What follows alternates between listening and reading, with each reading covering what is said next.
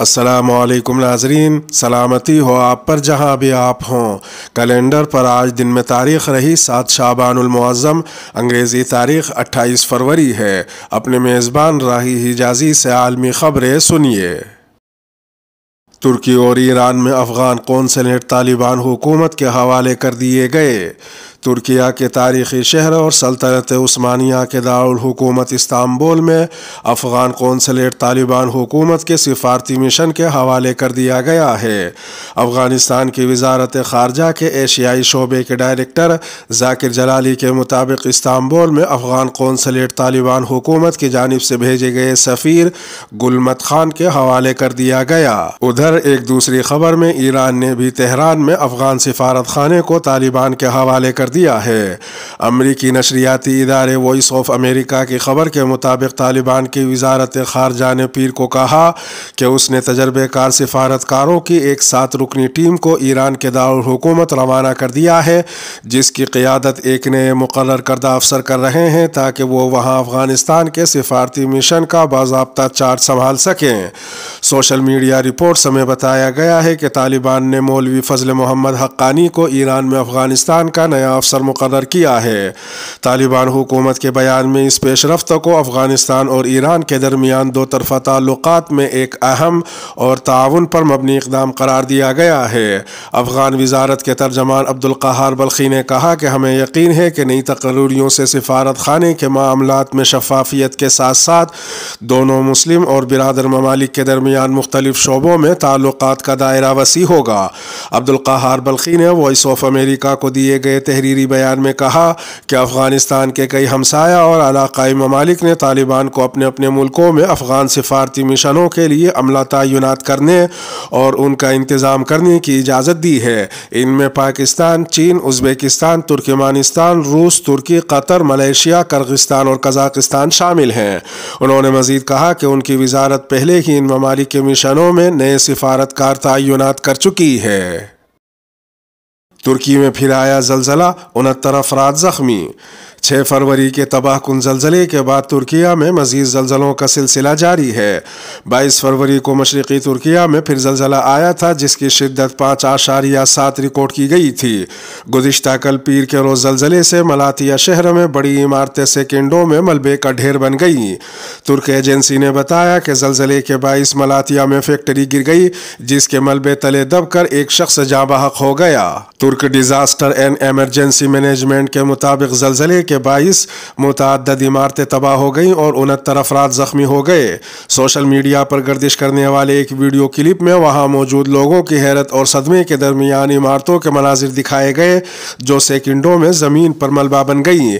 رہائشیوں میں سے ایک نے اپنی بالکنی سے شہر میں عمارتوں کے گرنے اور علاقے کو چھپانے والے سفید دھوئیں کی تصویریں شیئر کی ہیں۔ ایک اور ویڈیو میں زلزلے کے نتیجے میں تباہی، ٹوٹی ہوئی کاریں اور دکانوں کے مورچوں کو ٹوٹا ہوا دکھایا گیا ہے۔ اندرونی نگرانی کے کیمرے کی ایک ویڈیو میں ایک گھر کو لرزتے ہوئے اور فرنیچر کے ٹکڑے گرتے ہوئے دکھایا گیا۔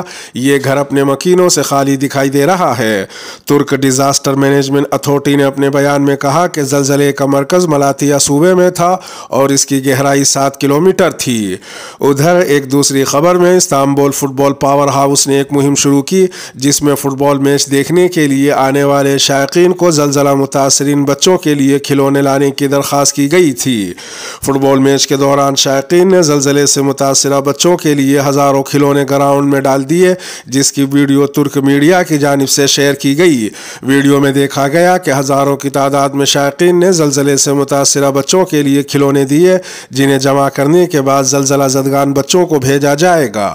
فٹ بال میچ کچھ منٹوں کے لیے روکا گیا تھا اور اس وقفے میں شائقین نے لائے گئے تحفے گراؤنڈ میں پھینکے تھے۔ ایک تیسری خبر میں ترکیہ کے صدر رجب طیب اردوغان نے ملک میں آنے والے تباہ کن زلزلے کے بعد ریسکیو آپریشن شروع کرنے میں تاخیر پر معافی مانگی ہے۔ فرانسیسی خبر رساں ادارے AFP کے مطابق صدر اردوغان نے ریسکیو میں تاخیر پر معافی پیر کو زلزلے سے سب سے زیادہ متاثر ہونے والے علاقے ادیامین کے دورے کے دوران مانگی۔ رجب طیب اردوغان نے کہا کہ زلزلوں کے جھٹکوں کے تباہ کن اثرات اور خراب موسم کے باعث شروع کے کچھ دنوں میں ہم ادیامین میں اس طرح ریسکیو کام نہیں کر سکے جس طرح کرنا کرنا چاہیے تھا اور اس کے لیے میں معافی مانگتا ہوں۔ واضح رہے کہ ادیامین صوبے میں حکومت کی جانب سے ریسکیو اور ریلیف کے کام میں تاخیر پر عوام میں اشتعال تھا۔ زلزلے کے فوراً بعد بھی صدر اردوغان نے حکومت کی جانب سے زلزلے کو ہینڈل کرنے میں کمی کوتاہیوں کا اعتراف کیا تھا۔ اسرائیل اور فلسطین کے درمیان امن معاہدہ طے پا گیا۔ اسرائیل اور فلسطین کے درمیان معاہدہ طے پا گیا ہے جس کے تحت اسرائیل آئندہ 6 ماہ تک کسی بھی نئی بستی کی آباد کاری کی منظوری نہیں دے گا۔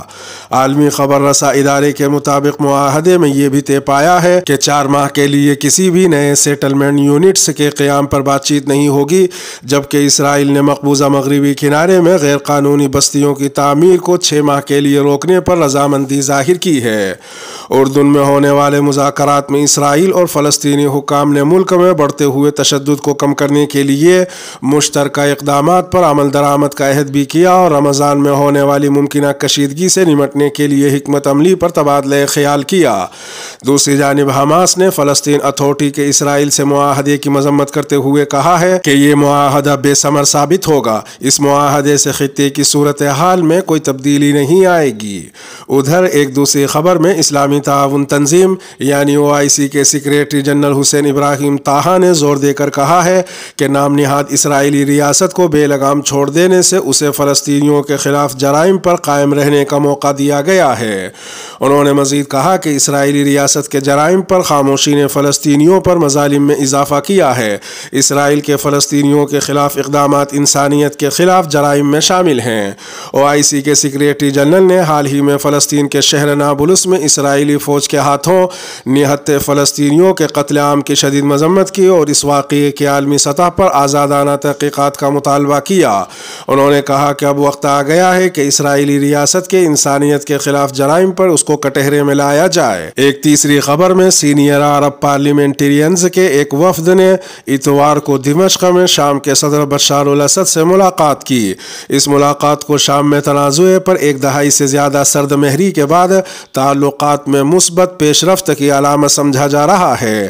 عرب میڈیا کے مطابق عراقی، اردنی، فلسطینی، لیبیائی، مصری اور متحدہ عرب امارات کے ایوان نمائندگان کے ساتھ ساتھ عمان اور لبنان کے نمائندوں نے عرب بین پارلیمانی یونین کے وفد کے طور پر شام کا سفر کیا اور شامی ارکان پارلیمنٹ اور بشار الاسد سے ملاقات کی۔ مصر میں شادی سے پہلے دلہا دلہن کا میڈیکل ٹیسٹ لازمی قرار۔ مصر کی وزارت صحت و آبادی نے شادی کے خواہش مند افراد کے لیے طبی معائنہ کرانے کے اقدام پر عمل کرانے کا آغاز کیا ہے تاکہ بقول وزارت غیر صحت مند بچے پیدا ہونے کے خطرے کو کم کیا جا سکے۔ عرب میڈیا کے مطابق وزارت کے بیان میں تصدیق کی گئی ہے کہ میڈیکل ٹیسٹ میں تقریباً 1 گھنٹہ لگتا ہے اور اس میں ذاتی ڈیٹا کا اندراج اور مفید مشورے بھی شامل ہیں۔ طبی معائنے میں ایڈز، وائرس سی اور وائرس بی سمیت 10 ٹیسٹ شامل ہیں۔ ان میں شوگر، ہائی بلڈ پریشر، موٹاپا، خون میں ہیموگلوبن کی سطح، خون کی قسم اور مطابقت کا تجزیہ جیسی غیر متعدی بیماریوں کے ٹیسٹ کے علاوہ خون کی کمی کا ٹیسٹ بھی شامل ہے۔ اس اقدام کے حوالے سے سوالات نے سوشل میڈیا پر نئی بحث چھیڑ دی ہے۔ بہت سے لوگوں کو خدشہ ہے کہ اگر ایسے ٹیسٹ کے نتائج مثبت آئے تو شادی روک دی جائے گی۔ دوسری جانب مصر کی وزارت صحت کے ترجمان حسام عبدالغفار نے بتایا کہ شادی کا معاہدہ مکمل کرنے سے پہلے ٹیسٹ ضروری ہوں گے اور اس کا مقصد جینیاتی بیماریوں والے بچوں کی پیدائش کی روک تھام ہے۔ ادھر ایک دوسری خبر میں انگلینڈ اور ویلز میں بچوں کی شادی پر پابندی کا ایک نیا قانون نافذ کر دیا گیا ہے جسے بچوں کے حقوق کے لیے کام کرنے والوں نے اپنی فتح قرار دیا ہے۔ اس قانون کی خلاف ورزی کرتے ہوئے بچوں کی کم عمری میں شادی کرانے والوں کو 7 سال قید ہو سکتی ہے۔ اس قانون کے لیے گزشتہ سال اپریل میں شاہی منظوری حاصل کر لی گئی تھی۔ نائب وزیر اعظم اور خارجہ سیکریٹری برائے انصاف ڈومینک راب نے کہا کہ یہ بل ہمارے معاشرے میں جبری شادی کے خلاف کریک ڈاؤن کرتے ہوئے کمزور نوجوانوں کو بہتر طور پر تحفظ فراہم کرے گا۔